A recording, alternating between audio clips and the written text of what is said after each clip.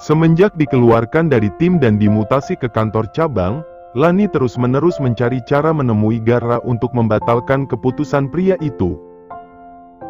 Sayangnya Garra tidak pernah ingin menemui wanita itu. Melihat wajahnya saja ia tidak sudi lagi. Lani makin kesal. Semua orang di kantor pun menggosipkannya. Bahkan para cleaning service. Berhenti bergosip di belakangku, jangan biarkan aku menyumpal mulut kalian yang kotor itu, brengsek. Tukas Lani marah-marah. Ia bahkan menendang pot bunga besar di depannya hingga pecah dan keluar dengan wajah emosi. Kebenciannya ke Mariam makin bertambah. Dia tidak akan turun jabatan dan dikeluarkan dari tim Garra kalau bukan karena wanita manja itu. Ibu Lani seram juga ya ternyata. Iya, nggak kelihatan kayak polisi. Bener tuh. Sama istrinya Pak Garra saja dia berani main tangan. Apalagi sama kita yang bukan siapa-siapa. Para cleaning service melanjutkan gosip mereka begitu Lani menghilang dari hadapan mereka. Sementara itu kasus ayahnya Langit sudah masuk persidangan. Karena pembunuh dan motifnya sudah ketahuan, pengadilan menjatuhkan hukuman seumur hidup terhadap Dimas. Langit sendiri tak mau lagi mendengar tentang pengkhianat itu. Namanya yang sempat tercoreng sebagai aktor memang sudah bersih. Para penggemarnya pun makin bertambah. Langit makin banjir job. Namun Langit telah mengambil keputusan untuk berhenti dari pekerjaan tersebut. Ia memutuskan untuk pensiun dini dan pindah ke luar negeri untuk memulai hidup baru. Kau yakin dengan keputusanmu? Langit menoleh ke arah datangnya suara. Ran sudah berdiri di belakangnya. Akhir-akhir ini mereka cukup dekat karena Ran terus mengawalnya. Langit juga sudah menganggap pria itu teman. Saat ini mereka sedang berada di depan makam ayah Langit. Lelaki itu datang untuk berpamitan. Nanti malam dia akan segera berangkat. Ya, aku tidak pernah benar-benar bahagia menjadi seorang aktor. Menenangkan diri di tempat yang baru akan jauh lebih baik. Ucap Langit. Kau tidak berniat pamitan pada Cinta dan Nona Mariam? Nama Mariam sontak membuat Langit terdiam sebentar. Aku sudah berpamitan dengan Cinta, kalau Mariam. Langit memang berusaha keras melupakan Mariam 2 minggu terakhir ini. Namun masih sulit. Hari-hari yang pernah dia lalui bersama Mariam akan dia simpan menjadi sebuah kenangan manis. Walau singkat, kenangan manis itu akan ia ingat selamanya. Aku bersyukur bisa bertemu wanita sebaik dia. Langit tersenyum. Namun sepertinya aku tidak akan sempat lagi berpamitan padanya. Bisakah kau mewakiliku? Cekak, dasar jahat. Kau betul-betul seorang pria jahat. Langit dan Ran sama-sama menoleh ke belakang. Mariam sudah berdiri di sana sambil berkacak pinggang. Di sebelahnya ada Foster, tidak ada siapapun selain mereka berdua kakak beradik. Jangan kencang-kencang teriaknya, nanti bayi di perutmu ketularan sifatnya kayak kamu lagi. Elegan sedikit kenapa sih? Foster mengomel pelan tapi tetap saja Langit dan Ran bisa mendengarnya. Mereka tertawa. Bagaimana kalian tahu aku ada di sini? Tanya Langit. Wajah sedihnya berubah lebih bersemangat ketika melihat Mariam. Kau lupa suamiku seorang detektif paling hebat seantero negeri ini? Ya gampanglah menemukan kamu di sini. Sahut Mariam. Foster lagi-lagi ingin menoyor kepala adiknya namun dia tahan mengingat sang adik lagi hamil. Astaga Mariam, kamu memang bikin-bikin malu. Gemas Foster. Lah, benar kan? Tapi tunggu, kakak izinin dia batalin kerjasama dengan perusahaan kakak tanpa ganti rugi. Kakak nggak tahu apa adik kakak yang cantik jelita ini sudah rugi besar mikirin desain baju yang cocok untuknya, tapi malah terbuang percuma. Maryam tak habis-habisnya mengomel. Karena dia kesal mendengar Langit akan pensiun dini dari dunia entertainment. Padahal mereka mulai dekat dan Maryam sudah menganggapnya teman. Jangan terlalu dramatis Mari, lagi pula aku yang memberimu gaji. Kau lupa? Cih, Maryam mencebik lalu membuang muka. Maryam, Langit mendekat. Wanita itu masih menatap ke arah lain. Terima kasih. Walau pertemuan kita singkat, aku senang sekali bisa mengenalmu. Gumam Langit tulus. Maryam kini menatapnya. Matanya berkaca-kaca. Kamu yakin ingin pindah ke luar negeri? Padahal aku baru punya satu teman aktor keren yang bisa aku sombongkan ke orang-orang. Langit terkekeh. Bagaimana dia tidak jatuh hati coba kalau Maryam selucu ini? Foster memutar bola matanya malas. Drama Queen dimulai. Baiklah, kalau memang itu sudah jadi pilihanmu, kau boleh pergi. Aku mendoakan kebahagiaanmu, kata Maryam tersenyum. Langit ikut tersenyum lalu berpamitan dengan Foster juga. Maaf karena aku tidak bisa menepati janjiku padamu. Aku harap kau menemukan model yang jauh lebih baik dariku untuk perusahaanmu, kata Langit. Tidak apa-apa. Aku memahami keputusanmu, balas Foster. Langit menatap kakak beradik tersebut bergantian. Bolehkah aku memeluk adikmu? Sebagai pelukan perpisahan, tanya Langit kemudian menatap Foster. Maryam ikut menatap kakaknya. Peluklah sesukamu. Selama suami posesifnya tidak berada di sini, sahut Foster. Langit tersenyum. Senyumannya makin mengembang ketika melihat Maryam melebarkan kedua tangannya. Benar, ayo berpelukan, seru Maryam. Langit pun maju dan menyambut pelukan Maryam. Setelah ini dia akan memulai hidup baru. Dia pun berharap Maryam akan selalu bahagia dengan suaminya. Suara seseorang memotret terdengar. Pelukan Maryam dan Langit terlepas. Pandangan Maryam berpindah ke Ran. Ran, kok difoto sih? Aku sudah janji pada bos kalau Nona berani macam-macam aku harus mengambil bukti. Hah? Maryam melotot. Lalu mendonggak ke kakaknya. Kakak, lihat si Ran jahat banget. Aku kan gak macam-macam, Ran berani fitnah aku di depan kakak, katanya sambil menggoyang-goyangkan lengan kakaknya manja. Jangan manja. Kamu sudah menikah, malu tahu sama Langit. Lagian hukuman Gara sangat menguntungkan kamu juga, balas Foster.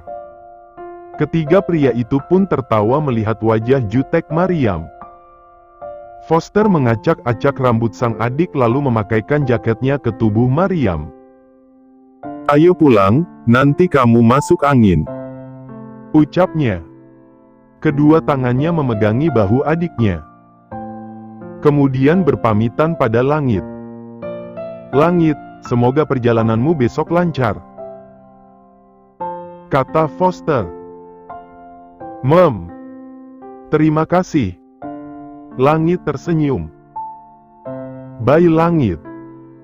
Maryam melambai ke pria itu. Ran. Ia memanggil Ran kemudian. Awas aja kalau kamu berani lapor yang enggak ke Gara. Ia sengaja memasang wajah galak ke Ran namun malah ditertawai pria itu. Hati-hati di jalan Nona. Di tengah perjalanan pulang ke rumah kakaknya, Maryam ditelepon berkali-kali oleh suaminya. Tapi wanita itu sengaja tidak mau angkat. Maryam tahu alasan Gara menelponnya. Pasti karena Ran sudah mengirimi foto yang dia potret tadi. Ah, dasar Ran ember. Aku doain dia dapat jodoh ompong, tompelan, alis kayak Shinchan dan mata panda gede yang nggak bisa ditutupin biar pakai make up. Omel Mariam tak henti-henti.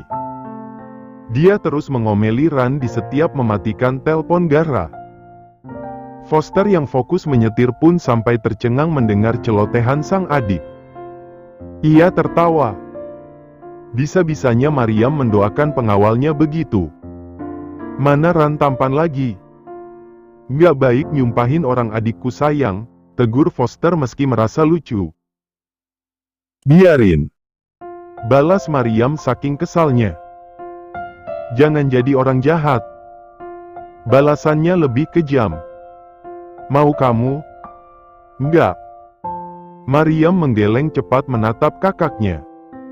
Ya udah. Tarik lagi semua doa-doa jelek kamu buat Ran tadi. Dia baik loh sama kamu, selalu jagain kamu. Mariam pun langsung menatap langit dan menutup mata. Ya Tuhan, aku bercanda tadi. Walau sering nyebelin, Ran sebenarnya baik banget kok orangnya. Kirimin dia jodoh yang cantik, baik hati dan pengertian ya. Terima kasih, amin. Foster mengulum senyum. Lalu terbahak. Adiknya benar-benar polos. Tangannya terangkat mengacak-acak rambut Mariam gemas. Kok kakak ketawa sih? Karena kamu lucu. Mariam ingin bicara lagi ke Foster namun bunyi notifikasi WA-nya mengalihkan fokus. Dari Gara. Ia membuka isi pesan suaminya. Sayang, angkat teleponnya enggak? Mariam meringis. Tuh kan, aku diteror terus sama suami sendiri. Makanya angkat telepon. Ponsel Mariam kembali berbunyi. Gara menelponnya lagi. Tapi Mariam masih ngeri mau angkat. Meski begitu dia angkat tapi ditempelkan langsung di telinga Foster. Kakak aja yang ngomong sama Gara. Ujar Mariam. Foster membuang napas. Kelakuan adiknya ini benar-benar. Halo, mau tak mau dia menyapa Gara di seberang. Di mana istriku? Di sebelahku. Berikan HP padanya, aku mau bicara. Karena tidak bisa fokus menyetir, Foster menepikan mobilnya di pinggir jalan dan menepi. Ia menatap Mariam. Wanita itu menggeleng, lalu Foster kembali bicara dengan Gara di telepon. Ia sudah mengambil alih HP dari tangan Mariam. Dia tidak mau bicara denganmu. Mungkin dia takut kau akan memakannya. Foster tertawa pelan saat mengatakan kalimat itu. Mariam di sebelahnya langsung mencubit lengan pria itu dan menatap kakaknya dengan wajah galak. Berikan padanya Foster. Nada bicara Gara tegas. Foster pun menyentuh layar loudspeaker dan mendekatkan HP di tangannya ke sang pemilik. Bicaralah. Dia mendengarmu. Katanya kemudian. Sayang, kamu dengar aku? Belum ada suara balasan. Foster dan Mariam saling berpandangan. Jawab cepat, jangan durhaka sama suami. Ucap Foster dengan suara pelan. Mariam pun menjawab. Mom. Dengar baik-baik, sekali lagi kamu berpelukan dengan laki-laki lain selain aku, Foster dan papa kamu, siap-siap saja kamu aku gantung. Kalimat ancaman tersebut justru membuat Mariam tertawa. Karena dia tahu Gara tidak mungkin melakukannya. Paling-paling hukuman yang akan dia terima adalah hukuman yang... sudah tahu pasti. Seperti kata Kak Foster tadi, hukumannya pasti enak. Terus, kalau dia tahu hukumannya enak, kenapa menghindari telepon suaminya dari tadi? Mariam pun heran sendiri. Tapi ya sudahlah. Dia hanya mengikuti moodnya saja. Ingat baik-baik perkataanku tadi. Jangan coba-coba main mata dengan laki-laki, paham? Iya suamiku sayang. Ya sudah. Aku tutup dulu. Hari ini aku akan pulang agak malam, kamu tunggu aku di rumah kakak kamu ya, nanti aku jemput. Iya. Bye-bye Buni Muah. Bye-bye sayang. Foster tersenyum geli. Sangat geli.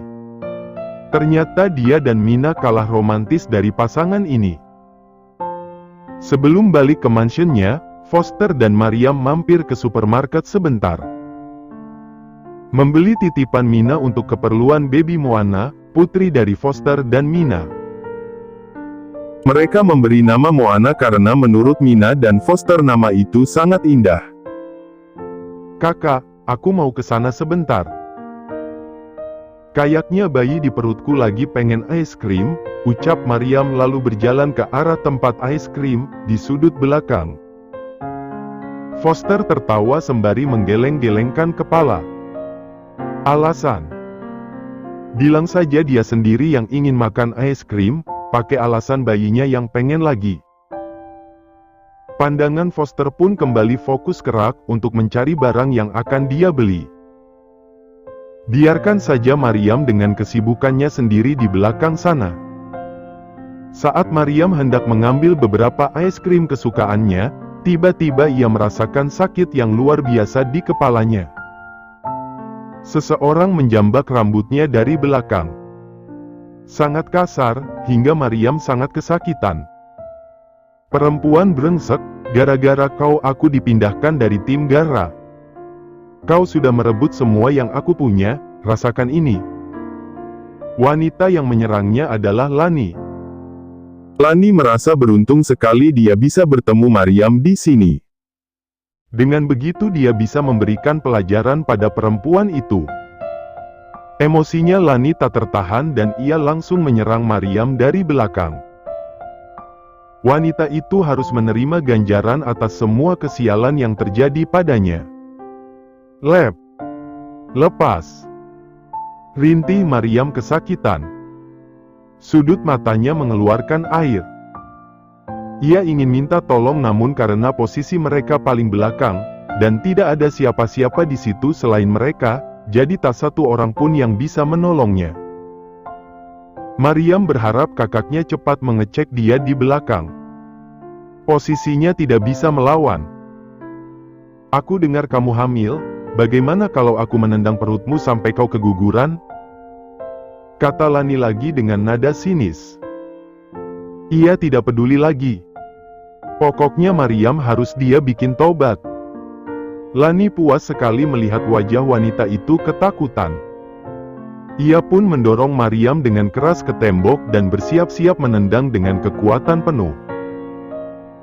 Namun sebelum hal itu terjadi, seseorang menyerang lebih dulu dari belakang. Foster. Pria itu yang menendang Lani. Wanita itu tersungkur ke lantai.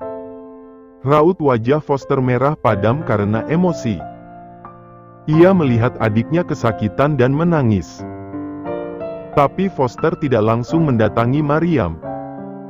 Ia mendekati Lani, pria itu sudah gelap mata. Seperti pada Dian dulu. Ia menarik kerah baju Lani sampai wanita itu terduduk. Kau bilang apa, ingin membuat adikku keguguran? Lihat bagaimana aku menghabisimu hari ini. Foster meninju Lani dengan kuat, berkali-kali. Tidak peduli sekalipun Lani adalah perempuan, Foster memukulinya tanpa ampun. Ia sudah kalap. Tak boleh ada satupun orang yang melukai orang-orang yang dia sayang. Mariam yang melihat perubahan kakaknya menjadi panik.